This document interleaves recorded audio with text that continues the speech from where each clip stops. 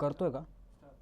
Hello guys, very good morning दोस्तों। आज reels से रिवीजन में आज हम ऐसे 230 का रिवीजन ट्राई करने वाले।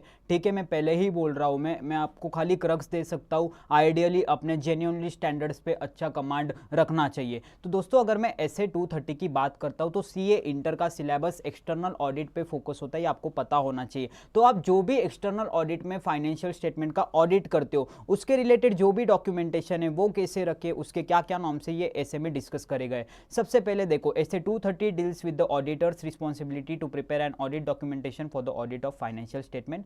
और यहाँ पे ऑडिट डॉक्यूमेंटेशन मतलब क्या, जो भी आपने ऑडिट प्रोसीजर को परफॉर्म करा है उसका वो एक रिकॉर्ड होता है। जो भी आपने ऑडिट एविडेंस को ऑब्टेन करा है उसका रिकॉर्ड होता है, और आपने ये प्रोसीजर परफॉर्म करके जो जो भी एविडेंस को ऑब्टेन करा है उसके ऊपर क्या क्या कंक्लूजन ड्रॉ करे, इसका भी एक रिकॉर्ड होता है। यानी कि दोस्तों, तीन चीजों का रिकॉर्ड है: audit procedure perform, audit evidences obtain and conclusion reached there on.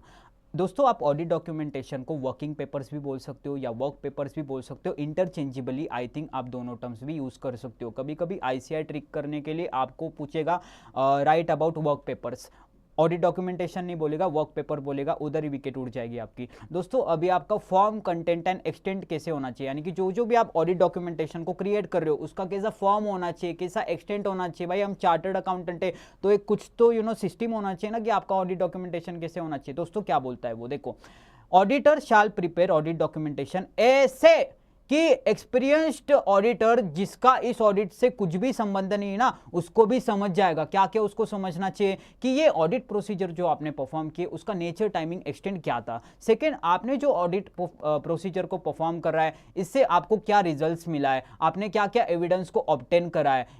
ऐसे कौन से सिग्निफिकेंट मैटर्स ऑडिट के दौरान अराइज हुए थे, ये आपको वर्किंग पेपर देख के समझ में आना चाहिए। और दोस्तों, इस मैटर्स के रिलेटेड ऑडिटर ने सिग्निफिकेंट प्रोफेशनल जजमेंट को कैसे एक्सरसाइज करा था, यानी कि उसने क्या क्या कंक्लूजन्स ड्रॉ करे थे। क्या पॉइंट है सर, आपका ऑडिट डॉक्यूमेंटेशन का फॉर्म, कंटेंट, एक्सटेंट ऐसा होना चाहिए कि ऐसा ऑडिटर जो ऑडिटर है यानी कि चार्टर्ड अकाउंटेंट है और उसका कोई संबंध नहीं है इस ऑडिट से, लेकिन सिर्फ उसने वर्क पेपर को खोला तो उसको चार चीजें समझनी चाहिए कि आपने ऑडिट प्रोसीजर्स में यानी कि कौन से ऑडिट प्रोसीजर्स को परफॉर्म करा है, उसका नेचर, टाइमिंग, एक्सटेंट क्या था, उससे क्या रिजल्ट्स आया है, आपने क्या एविडेंस को ऑब्टेन करा है, ऐसे ऑडिट में सिग्निफिकेंट मैटर्स कौन से अराइज हुए थे, और अपने क्या प्रोफेशनल जजमेंट को एक्सरसाइज करा है to reach to the conclusion. ठीक है, आई होप ये चीज आपको क्लियर है। दोस्तों, अब मैं ऐसे 260 को लिंक कराने वाला हूं, यानी कि ऐसे 260 में आपको बेसिकली ऐसे मैटर जो है जो टीसीडब्ल्यूजी से यानी कि दोस्त चार्ज विद गवर्नेंस को कम्युनिकेट करने पड़ते हैं। सबसे पहले देखो, auditor shall document discussion of significant matter with management,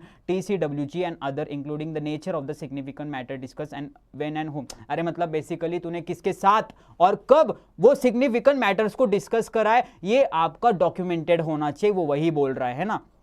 और दोस्तों, यहाँ पे आपके फॉर्म, कंटेंट एंड एक्सटेंट में बेसिकली वो कौन से फैक्टर्स पे डिपेंड करता है। ऊपर मैंने क्वेश्चन कवर कराया था कि आपका फॉर्म, कंटेंट, एक्सटेंट कैसा होना चाहिए, लेकिन उसमें आप क्या क्या फैक्टर्स ध्यान में रखते हो। सबसे पहले सर, एंटिटी का साइज क्या है, वो कितनी कॉम्प्लेक्स है, आपने ऑडिट प्रोसीजर कौन से परफॉर्म करा है, उसका क्या नेचर था। थर्ड, सर आपका रॉम कितना था, यानी कि रिस्क ऑफ मटेरियल मिसस्टेटमेंट कितना था, उस हिसाब से आपका फॉर्म, कंटेंट और एक्सटेंट डिजाइन होता है। फिर आपका सर ऑडिट एविडेंस जो आपने ऑब्टेन करे वो कितना सिग्निफिकेंट है। दोस्तों, उसके बाद nature and extent of exceptions identified, यानी कि differences identified, and audit methodology and tools used. मैं पहले ही बोल रहा हूं सर, मैं रील से रिवीजन में आपको कॉन्सेप्चुअल नहीं लेके जा सकता सर। यहाँ पे उसके बाद एक कॉन्सेप्ट है मेरे पास, timely preparation of audit documentation. देखो, ऑडिट डॉक्यूमेंटेशन जैसे जैसे ऑडिट चल रहा है ना, टाइम टू टाइम बेसिस पे होना चाहिए। ऐसा नहीं कि पूरा ऑडिट खल्लास हुआ फिर एक दिन में बेटा ऑडिट डॉक्यूमेंटेशन क्रिएट कर रहा, नहीं सर। टाइम टू टाइम आपने टप्पे टप्पे में ऑडिट डॉक्यूमेंटेशन को क्रिएट करना चाहिए। क्यों करना चाहिए, ताकि इससे आपको क्वालिटी ऑफ ऑडिट अच्छा, बेहतरीन हो। एंड दोस्तों, आपको रिव्यू भी करते आना चाहिए, इसलिए आप टाइम टू टाइम बेसिस पे जब आप क्रिएट करते हो ऑडिट डॉक्यूमेंटेशन को, तो आप बढ़ते टाइम यानी कि कंटिन्यूस बेसिस पे उसको रिव्यू भी कर सकते हो और इंप्रोवाइज भी कर सकते हो। दोस्तों, अब एसक्यूसी 1 का कंसेप्ट है जो ऐसे 230 में घुसेड़ा हुआ है। वो क्या बोलता है सर कि यहाँ पे आपको देखो, सबसे पहला पॉइंट है मेरा, auditor shall assemble the audit documentation in an audit file, यानी कि आपको एक ऑडिट फाइल बकायदा बनानी पड़ेगी जिसमें आपका ऑडिट डॉक्यूमेंटेशन रेडी हो, and complete the administrative process of assembling the audit file on a timely basis. Basically timely basis पे आपको करते रहना चाहिए after the date of the auditor's report. दोस्तों, फिर ये क्या है, अब यहाँ पे एमसीक्यू पूछ सकता है कि देखो the time limit to complete the assembly file is not more than 60 days, not more than लिखा है ना, ordinarily not more than 60 days, ये आपका थोड़ा टेक्निकल वर्ड हो गया। उसके बाद दोस्तों the completion of assembly file of the final audit file after the date of the auditor's report, ये एक एडमिनिस्ट्रेटिव प्रोसेस होते हैं and it does not involve the, अरे मतलब वो क्या बोल रहा है कि जब आप ऑडिट फाइल को क्रिएट करते हो ना ऑडिट रिपोर्ट के डेट के बाद, तो वो आपका एडमिनिस्ट्रेटिव प्रोसेस है, मतलब वो आपका क्लेरिकल वर्क है, उसमें आप कुछ नया ऑडिट प्रोसीजर नहीं परफॉर्म कर रहे हो, ना ही कोई नए ऑडिट एविडेंसेस को ऑब्टेन कर रहे हो, वो वही बोल रहा है। और यहाँ पे देखो क्या बोल रहा है, नेक्स्ट पॉइंट में फोकस करता हूं यहाँ पे, after the assembly of final audit file has been completed, यानी कि एक बार तूने फाइनल ऑडिट फाइल को बना दिया है, अब ऑडिटर ने ना कुछ डिलीट करना है ना कुछ डिस्कार्ड करना है ना, यानी कि 7 साल का आपका रिटेंशन पीरियड होता है ना, एक बार आपका असेंबली ऑफ ऑडिट फाइल हो गया तो भाई उसमें से अब कुछ कंट्रोल अल्ट डिलीट मत कर, चुपचाप उसको वैसे का वैसे रख, 7 साल तक इज्जत में उसको रिटेन कर, है ना।